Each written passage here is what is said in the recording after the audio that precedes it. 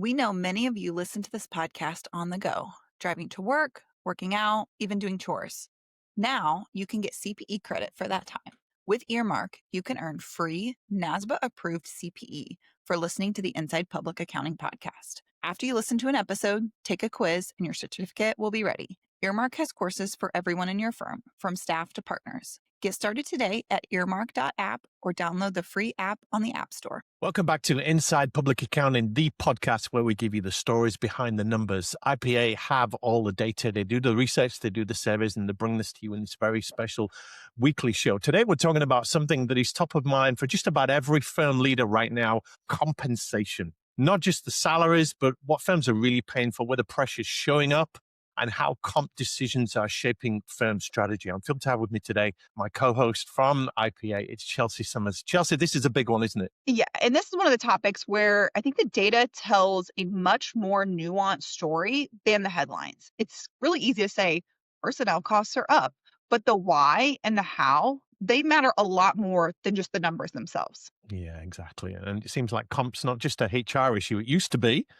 The benefits, the comp, the salaries, everything else, but it's merged into a profitability issue, a retention issue, maybe even a leadership issue. So we're digging into this on the back of a really successful episode we did recently on revenue per full-time employee, which really opened up that metric. So we're digging into what your 2025 APIA practice management and HR data is really telling us. So let's start with the big picture. Let's set some context. Personal costs, obviously they're going to hover around and maybe half of net revenue for many firms. That seems to be the standard metric, but that's not new. But the pressure feels different, Chelsea, this year. Yeah, it really does. I think what we're seeing is that firms can't rely on growth alone anymore to absorb compensation increases. So for several years, firms are able to grow fast enough that those rising salaries didn't feel quite as painful. That's no longer a given in a lot of firms. So the margin cushion's getting thinner, isn't it? Much thinner, especially for those firms, those mid-size, mid-market firms between 20 and 150 million in revenue.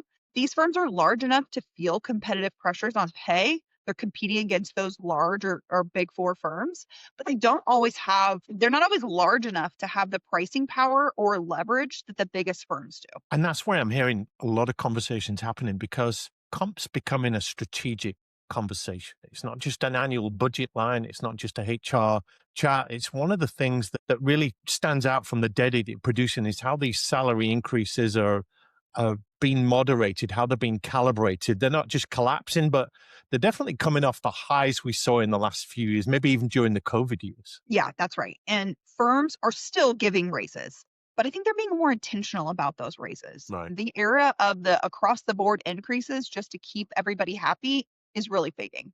Yeah. So firms are not pulling back so much. They've still got to be competitive in the talent market, but they've been a little bit more judicious, I suppose, with the way they're dishing out comp. Yeah, we're seeing firms differentiate much more by experience level, by performance, and by roles. Entry level and early career professionals are still seeing meaningful increases, but firms are paying closer attention to who they're investing in and why. Yeah. And I've seen the acronym COLA in your data, and these are still in play, but at low levels. So just unpack that for us. Yeah, so cost of living adjustments, those haven't disappeared, but they're smaller. They were much larger during the COVID era where there was a push to kind of bring everybody up. Firms are trying to balance fairness with sustainability for the firm, and especially as those inflationary pressures start to normalize. Yeah. And I'm thinking of one of the big shifts is how sharply firms are differentiating comp by experience. They're bringing in that band. Yeah, I think that's a big one. So the mid-level professionals, those with like about 3 to 8 years of experience, those continue to be a major focus for firms. These are the people that the firms can't afford to lose. Well, they're the managers, the partners, the leaders of the future, aren't they? That's your whole succession plan right there. Yeah, and they're also the most mobile. Firms are allocating a disproportionate share of compensation dollars to really protect that group. And meanwhile, from what I can see, there's lots of tougher questions being asked about roles that are being more standardized, more automated, more easily leveraged. Yeah, I want to be careful here because it doesn't mean firms are starting to think that salaries don't matter. They absolutely do. If you look at starting pay over time, firms have moved entry-level salaries from around 48,000 in the mid 2000s to nearly 68,000 today. That's a really meaningful increase. And firms had to do that just to stay in the game and attract people into accounting. This is off topic, but I do hear that the starting salaries for law professionals are higher than accounting professionals from a comparable degree. I know it's not in IPA's remit, but I wonder how that might change over time. But listen, let's stay on topic, Chelsea, because firms didn't start raising salaries because they wanted to. This was a market force that was driving them. They had to. Yeah. And starting pay has become really a recruitment tool and a signal to the market about whether the profession is viable for new grads. Where firms are drawing a line is on automatic escalation beyond that entry level point. And that's where the operating models come in. Yes, when firms look at work that can be standardized or automated or offshored, they're less willing to let compensation for those roles keep climbing at the same pace it did over the last decade. What the ratios show is that while entry level pay has risen, partner compensation has risen faster overall. The equity partner to 2 year salary ratio is still close to 9 to 1, even after all of these increases. So the message is clear. We won't pay juniors. We need to leverage the work that everyone's doing. Yeah.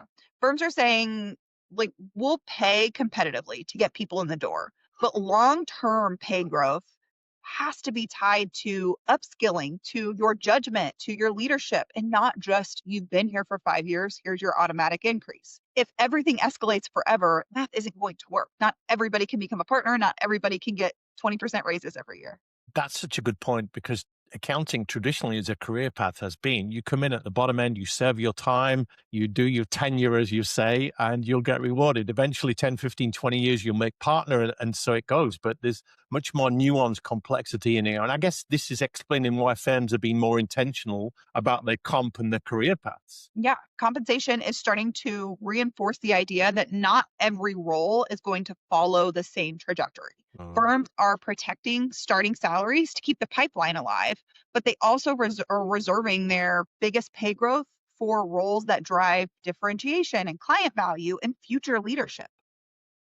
Well, let's talk about the leaders in the pack, the partners, the executive board, because this is where compensation becomes really sensitive. It does. Partner compensation data tells a story about how firms see their future.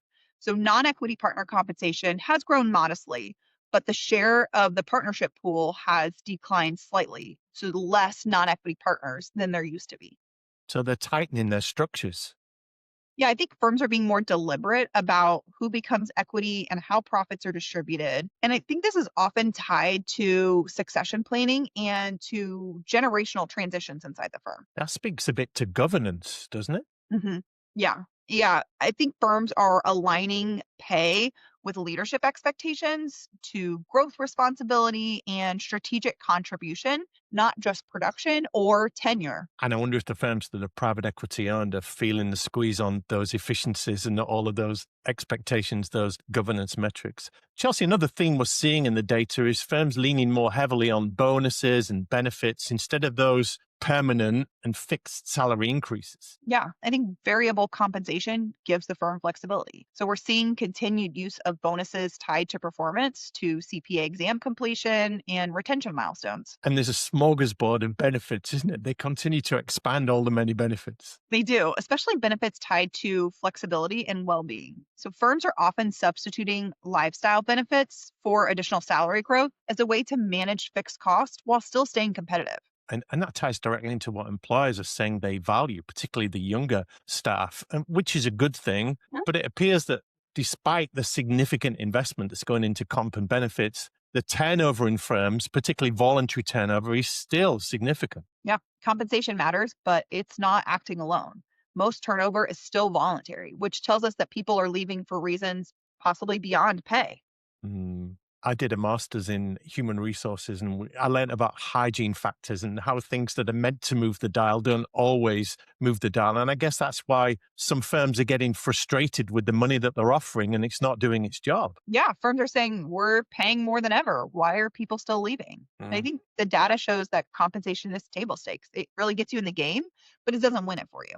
Yeah, I love the way you put that. So culture, workload predictability, career clarity. I often speak about having some autonomy in your career, having your hands on the steering wheel of your own career and having some choice. This is where firms either keep people or lose them. So let's land this for the leaders, for the partners who are listening to this. What do they actually do with what we're sharing today, Chelsea? Yeah. So I think compensation strategy has to align with pricing strategy inside your firm. You can't outpay weak margins. Also, blanket raises are giving way to target investments. And I think that's a healthy shift. And you speak a lot, Chelsea, about transparency, the importance of people at the top telling people lower down what actually is going on and who's getting what. So it matters here, doesn't it? It does. Firms that can explain why they pay the way they do are better positioned, even if they're not the highest payer in the market. So what we're learning here, good people, is that compensation is no longer about the numbers. It's about the trust and the connection within firms. And it's important for you firm leaders and owners to know what's happening with these levers, which is why Inside Public Accounting is so valuable. It's the only place you'll get this kind of data for you to make sense of what's going on, not just in your firms, but in other firms comparable to yours. So stay tuned to the show as we'll be diving more into the specific metrics from IPA's data in coming episodes. Yeah. And as always, if you want to benchmark your own firm against the data, the IPA reports are designed to give you that apples to apples view. And also make sure you're participating in the IPA Practice Management Survey, which is now open. If you are interested in participating and your firm doesn't, feel free to reach out to me and I will point you in the right direction. Thank you for listening and watching. If you found this helpful, insightful, be sure to subscribe and share it with your partner's leadership team and anyone else you think would find it useful. We appreciate you joining us. And we'll see you next time on the Inside Public Accounting podcast.